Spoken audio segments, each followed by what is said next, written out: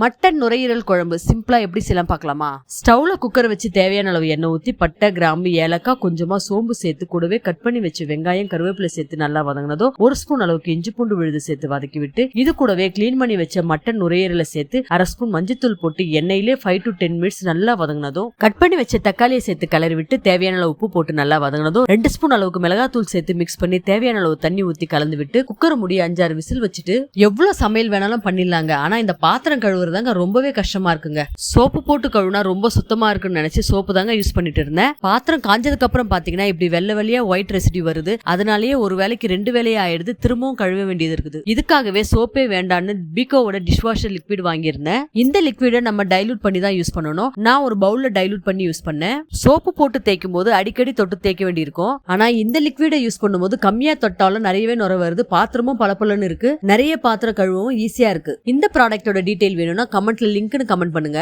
Mixie ஜார்ல கொஞ்சமா தேங்காய், 1 ஸ்பூன் மிளகு, 1/2 ஸ்பூன் சோம்பு, 1/2 ஸ்பூன் சீரகம், 1/2 ஸ்பூன் அளவுக்கு கசகசா சேர்த்து அரைச்சு ஊத்தி கலந்து விட்டு நல்லா கொதிச்சதும் கொத்தமல்லி தூவி எடுத்தா நம்மளோட மட்டன் நுரையீரல் குழம்பு ரெடி. இந்த சண்டேக்கு சுட சுட இட்லியோட செஞ்சு சாப்பிட்டு பாருங்க, அவ்வளவு டேஸ்டா இருக்கும். வேற என்ன ரெசிபி வேணும்னு கமெண்ட்ல சொல்லுங்க. இது போல ரெசிபிஸ்க்கு அற்புதாஸ் கிச்சனை ஃபாலோ பண்ணுங்க.